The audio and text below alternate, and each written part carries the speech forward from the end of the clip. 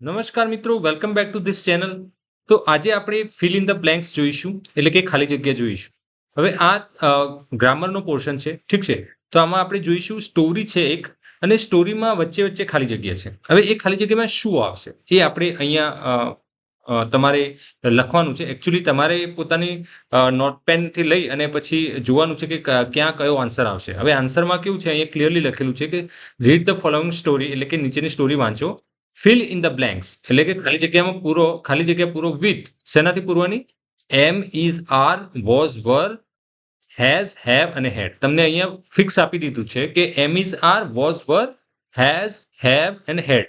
આટલામાંથી બીજું કશું જ નહીં આવે. એટલે તમને હવે ખબર પડી ગઈ કે હવે જે પણ આન્સર હશે આપણો આટલા વર્ડ્સમાંથી કંઈક આપણો આવતો હશે. ઠીક છે.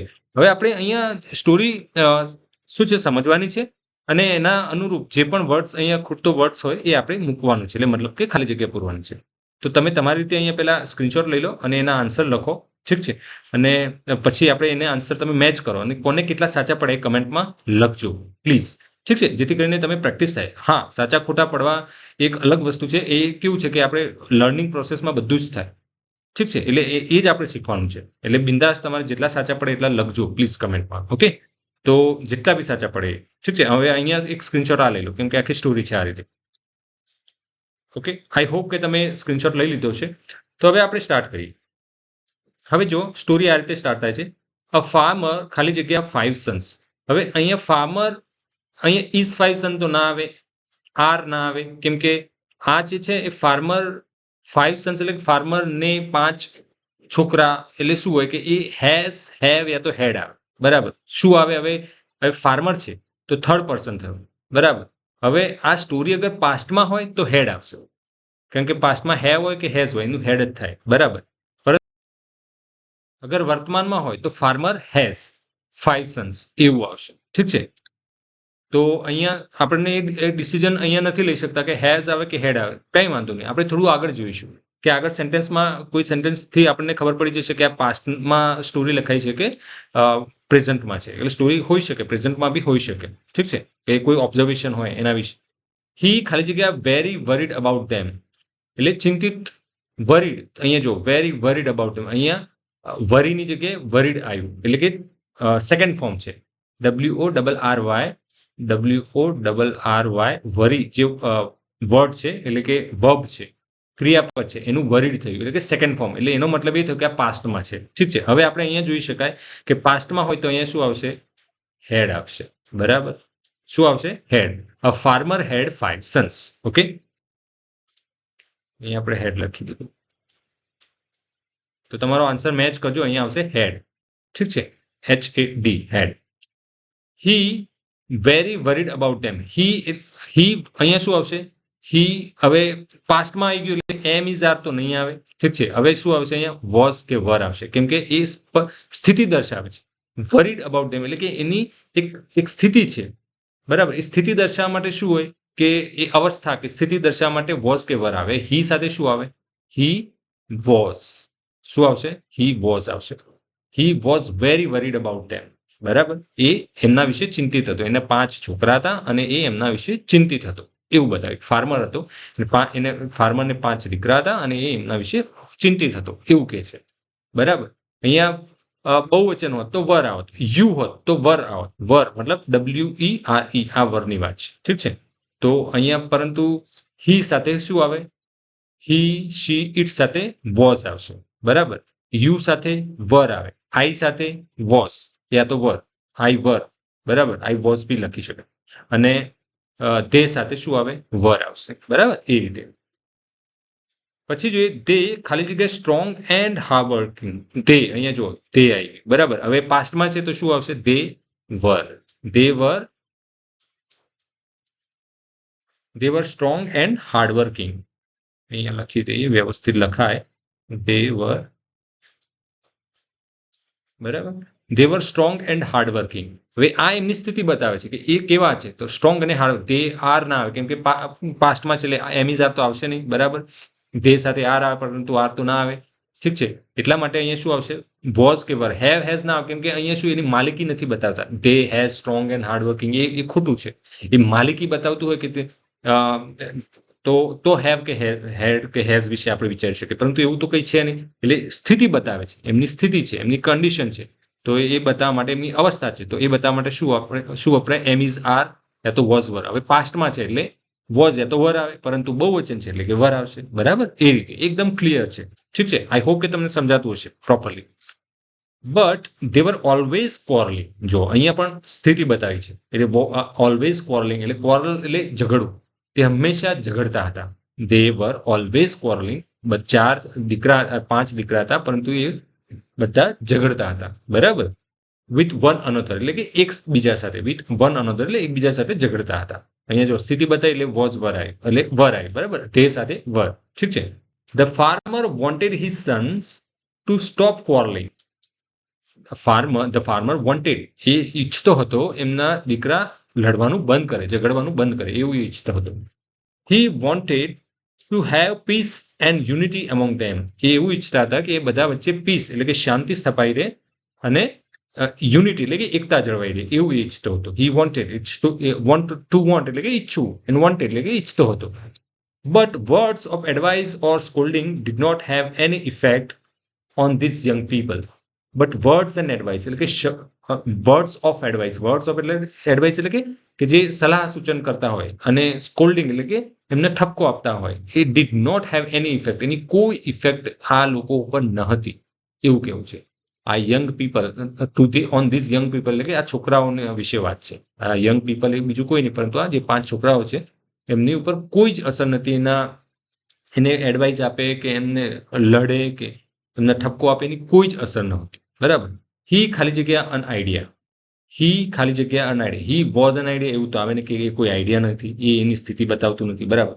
હવે અહીંયા પાસ્ટમાં છે સ્ટોરી, એના પરથી આપણને ખ્યાલ આવી જાય કે અહીંયા પાસ્ટનું જ કોઈ વર્ડ આવશે. તો હી હેવ કે હેઝ તો ના આવે, એટલે કે શું આવશે? અહીંયા હેડ આવશે. શું આવશે? હેડ આવશે. HAD. He had an idea. એની પાસે એક આઈડિયા હતો. બરાબર? સમજાયું? ગુજરાતી થોડું ઘણું તમે સ્ટોરીને સમજતા થાવ તો ઇઝીલી અહીંયા તમારી બ્લેન્ક્સ પૂરા થઈ જશે. કેમ કે એક તો તમે ટેન્સ સમજી જાઓ, ટેન્સ ઉપરથી તમે ડેફિનેટલી એને શું આવે એ તમને ખબર પડી જાય. અગર સ્થિતિ કોઈ કન્ડિશન બતાવતું હોય તો વોઝ વર આવે, અને કન્ટિન્યુઅસ પાસ્ટ ટેન્સ હોય તો પણ વોઝ વર સેટ થતો હોય ગમે ત્યાં, એને આગળના જે શું કહેવાય કે સર્વનામ હોય એના હિસાબથી. બરાબર? તો એ રીતે. તો અહીંયા હી અને પાસ્ટમાં તો હેવ હેઝ જોવાનું નહીં, સીધું હેડ જ મૂકવાનું. ઠીક છે, એટલા માટે અહીંયા હેડ આવે. હી હેડ એન આઈડિયા. હવે આગળ જોઈએ. આઈ હોપ કે તમને વિડીયો પસંદ આવતો હશે મિત્રો. અગર પસંદ આવતો હોય તો લાઇક અને શેર કરજો તમારા મિત્રો સાથે પણ, અને તમને અહીંયા કંઈ કમેન્ટ કરવા જેવું લાગે તો કમેન્ટ પણ કરજો. ઠીક છે, જેથી કરીને મને પણ ખ્યાલ આવે કે હા તમને પસંદ આવી રહ્યું છે આ પ્રકારનું કન્ટેન્ટ. ઓકે, તો જેથી હું આ પ્રકારના વિડીયો વધારે બનાવવાનું મને મન થાય, મોટિવેશન મળે. ઠીક છે, તો અને તમારો સજેશન હોય તો પણ તમે કમેન્ટમાં લખી શકો છો. ઓલરાઈટ, તો જોઈએ હવે આગળ. One day the farmer cold all his Sons together. એક દિવસ ફાર્મરે એટલે કે ખેડૂતે બધા જ કોલ એટલે બોલાવ્યા, ઓલ હિઝ સન બધા જ એના દીકરાઓને ટુગેધર બધાને સાથે બોલાવ્યા. એક દિવસ ફાર્મરે તેના બધા દીકરાઓને સાથે બોલાવ્યા. He showed them a bundle of sticks and said. એમને બધાને બંડલ ઓફ સ્ટિક્સ એટલે બંડલ એટલે કે એક જથ્થો, જૂથ, એક સ્ટિકનું એટલે લાકડીઓનું જૂથ બતાવ્યું અને કહ્યું એન્ડ સેડ. બરાબર? આઈ ખાલી જગ્યા this bundle of stick they try to break these sticks without taking them out from the bundle. શું કહે છે કે I this bundle of stick. હવે અહીંયા શું આવશે? I શું થશે અહીંયા? I have આવશે, કેમ કે એમની પાસે છે. બરાબર? હવે હેવ કેમ આવ્યું? હેડ ના આવ્યું? કેમ કે અહીંયા પાસ્ટમાં છે. આપણે આગળ જોયું તો સ્ટોરી તો પાસ્ટમાં છે, તો અહીંયા હેડ આવવું જોઈએ, પરંતુ નહીં. કેમ નહીં? કેમ કે અહીંયા સેડ પછી અહીંયા ઇન્વર્ટેડ કોમા આવી ગયા. હવે ઇન્વર્ટેડ કોમામાં જ્યારે વાક્ય લખાતું હોય ને ત્યારે શું હોય કે એ જે રીતે બોલે છે એઝ ઇટ ઇઝ લખાય, ચાહે સ્ટોરી પાસ્ટમાં હોય કે કોઈ પણ કારણ હોય, જે બોલે છે એઝ ઇટ ઇઝ લખાય. એટલે એ પોતે જ્યારે બોલતો હોય ત્યારે એમ કે મારી પાસે બંડલ ઓફ સ્ટિક છે, એટલે લાકડીઓનું એક જૂથ છે, એક લાકડીઓનો એક ભારો છે, એવું કહી શકાય કે એક જૂથ છે. તો એવું બતાવવા માટે મારી પાસે છે, મારી પાસે મારી પાસે કંઈક હોવું, તો આઈ હેવ એ રીતે બોલાય. એટલા માટે અહીંયા હેવ. બરાબર? એટલે આપણને ખબર પડવી જોઈએ કે કોઈ વર્ડ અહીંયા ખાલી જગ્યામાં હેવ કેમ આવે, હેડ કેમ ના આવે, હેઝ કેમ ના આવે, આઈ સાથે શું આવે? હેવ આવે. બરાબર? હંમેશા અને માલિકીનો અર્થ અહીંયા ભાવ દર્શાવે છે કે ધીસ બંડલ ઓફ સ્ટીક, એટલે અહીંયા બીજું કોઈ ના આઈ વોઝ તો ના આવે, કે હું સોરી ઇઝ ના આવે, આઈ ઇઝ એવું કંઈ આવે નહીં, આઈ આર ના આવે, તો સીધું શું આવે, અહીંયા માલિકી બતાવે છે કે મારી પાસે બંડલ ઓફ સ્ટીક છે, તો I have this bundle of stick. Try to break this sticks without taking them out from the bundle. એવું કે છે કે આ બંડલ જે છે એમાંથી લાકડી એમાંથી કાઢ્યા વગર, વગર stick without taking them out, એટલે કે એમાંથી આ જે બંડલ છે એમાંથી લાકડી કાઢ્યા વગર અને તોડો એમ, એટલે કે એમના એમ જેમ બંડલ છે એમના એમ એને તોડવાનું એને સૂચન કર્યું, એને કહ્યું. બરાબર. The sons try one by one, બધાએ છોકરાઓએ એક પછી બધાએ ટ્રાય કર્યું. બરાબર, એવું કેવું છે. But none of them could break the sticks. But none of them, કોઈ પણ કુડ, કેનનું શું થયું, અહીંયા જો કુડ થયું, પાસ્ટમાં છે. બરાબર. હવે અહીંયા જો શું કહેવાય કે ઇન્વર્ટેડ કોમા પૂરા થઈ ગયા. બરાબર, એટલે હવે અહીંયા પાછું શું કહેવાય, આ ઓબ્ઝર્વેશન જે લખાયું છે એ શું થયું, પાસ્ટનું થઈ ગયું, હવે પાસ્ટમાં લખાયું છે. But none of them food, એટલે કોઈ પણ એને બ્રેક કરી ના શકે, એટલે લાકડીનો જે ભારો હતો એ કોઈ મતલબ જે જૂથ હતું લાકડી એક સાથે 8-10 લાકડી ભેગી કરીને પછી તોડવાનું કહે તો એને ના તૂટી એમ, એવું. તો could not break the stick, એ કોઈ પણ એ તોડી ના શક્યું. Then the farmer separated the sticks and gave each of them just a single stick to break. Then પછી farmer separated the sticks, separated એટલે કે અલગ કરવી, the sticks બધી sticks એટલે બધી લાકડીઓને અલગ કરી, and gave each of them એટલે બધાને એક એક લાકડી આપી, give each of them just a single stick to break, બધાને પછી એક સ્ટિક આપી તોડવા માટે. They broke the sticks easily, એ બધાએ લાકડીને ઇઝીલી તોડી દીધી. બ્રેક ટુ બ્રેકનું બ્રોક થયું અહીંયા. બરાબર, BREAK, બ્રેકનું થયું બ્રોક. ઠીક છે.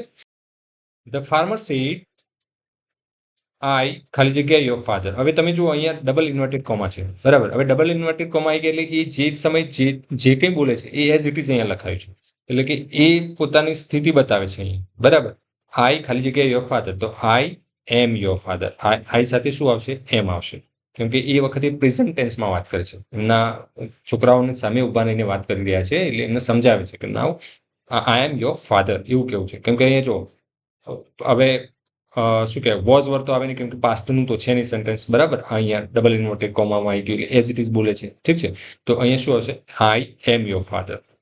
ઇટ ખાલી જગ્યા my duty to teach you this lesson. હવે જો અહીંયા એમ આવ્યું એટલે શું થયું, ડબલ ઇન્વર્ટેડ કોમા આ બધું પ્રેઝન્ટમાં હશે.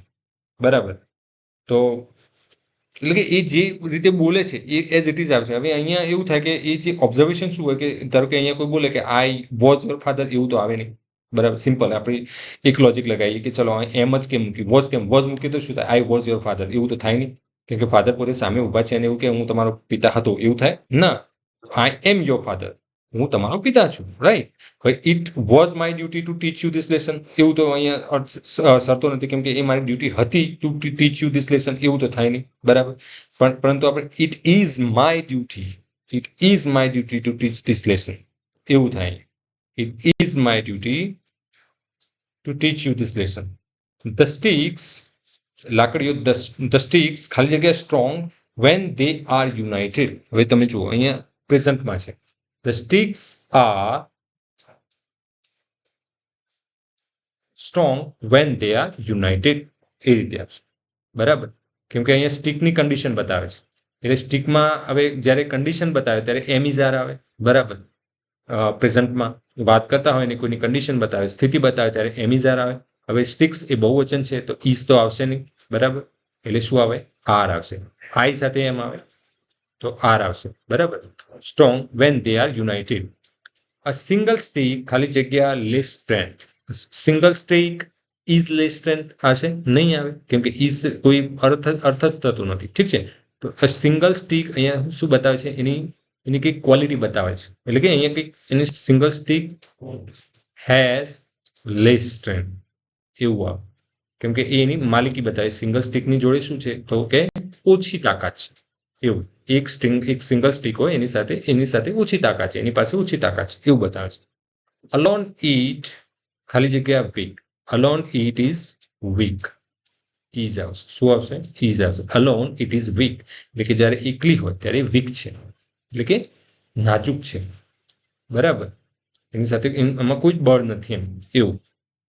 You will B strong if you R United. શું આવશે? આર આવશે. કેમ કે યુ સાથે શું આવે? આર આવે. અને યુ વર્ડ સ્ટ્રોંગ તો આવે ને કે તમે સ્ટ્રોંગ હતા. યુ વિલ બી, તમે અગર જો તમે યુ વિલ બી સ્ટ્રોંગ, તમે સ્ટ્રોંગ હશો એવું કહેવાય છે કે તમે સ્ટ્રોંગ હશો ઇફ યુ આર યુનાઇટેડ. અગર તમે સાથે હશો તો તમે યુનાઇટેડ હશો, એટલે કે તમે એકબીજા સાથે હળીમળીને રહેતા હશો. ઠીક છે, તમે એક હશો. યુનાઇટેડ, ટુ યુનાઇટ નો મતલબ એક થવું, યુનાઇટ થવું એટલે એક થવું, બરાબર. તો અગર તમે યુનાઇટેડ હશો એટલે કે તમે એક હશો તો તમે સ્ટ્રોંગ હશો એવું કહેવું છે કે તમે જો એક છો તો તમે સ્ટ્રોંગ હશો એમ. You will be weak if you are divided. અગર તમે એમ કે તમે જો અગર ડિવાઇડેડ હશો એટલે કે અલગ અલગ હશો, તમે એકબીજા સાથે ઝઘડતા હશો, તમે અલગ અલગ હશો તો તમે વીક હશો. એનો મતલબ અહીંયા એક મોરલ પ્રોવાઈડ કરે છે એના ફાધર કે તમે અગર એકબીજા સાથે હશો તો તમે સ્ટ્રોંગ હશો, તમને કોઈ કશું જ કરી નહીં શકે એમ. અને અગર તમે અલગ અલગ હશો, તમે અંદર ઝઘડશો, એનો મતલબ શું થાય? ઝઘડે એટલે માણસ શું એકબીજાથી વિખૂટવું પડે. ઠીક છે, એટલે તમે એકલા હશો તો તમે ડેફિનેટલી વીક જ કહેવાશો, તમને કોઈ પણ કંઈ પણ કરી શકે છે. એટલે એક મેસેજ છે, ઠીક છે, આપણા માટે પણ કે આપણે હંમેશા યુનાઇટેડ રહેવું જોઈએ. ઠીક છે, અગર અલગ અલગ હશું તો કોઈ પણ આપણને હાનિ પહોંચાડી શકે છે ગમે તે રીતે, બરાબર. તો એનો મોરલ એ છે કે હંમેશા આપણે યુનાઇટેડ રહેવું જોઈએ દરેક જગ્યાએ. ઠીક છે, તો આઈ હોપ કે તમને આ ફિલ ઇન ધ બ્લેન્ક સમજાઈ હશે અને અહીંયા સ્ટોરી પણ પૂરી થાય છે, બરાબર, એક મેસેજ સાથે. તો આઈ હોપ કે જે ફિલ ઇન ધ બ્લેન્ક્સ છે હું તમને સમજાવી શક્યો હોઈશ. મારી પૂરી શું કહેવાય કોશિશ હતી કે હું તમને સમજાવી શકું કે ફિલ ઇન ધ બ્લેન્ક્સમાં ક્યાં શું આવે, કેમ આવે, એ સાથે હું સમજાવવાની કોશિશ કરી છે. અગર તમને હજુ પણ એવું લાગ્યું હોય કે ના પૂરું એફર્ટ્સ નથી કે હજુ કંઈક કન્ફ્યુઝન છે તો તમે કમેન્ટ બોક્સમાં જરૂરથી કહેજો મને, જે પણ હોય તે. ઠીક છે, તો આશા રાખું તમારી સાથે કે આઈ હોપ કે કંઈક તમે મને કંઈક કમેન્ટ કરો અને તમારો અભિપ્રાય આપો. ઓકે, અને વિડીયો અગર પસંદ આવે તો લાઈક ચોક્કસથી કરજો, બરાબર. અને ચેનલ પર નવા હોય તો સબસ્ક્રાઇબ કરજો, બરાબર. અને તમારા મિત્રોને પણ આ ચેનલ સબસ્ક્રાઇબ કરવા માટે એમને સજેસ્ટ કરજો. ઠીક છે, તો આજના વિડીયોમાં બસ આટલું જ. મળીએ નવા વિડીયોમાં, ત્યાં સુધી બાય બાય.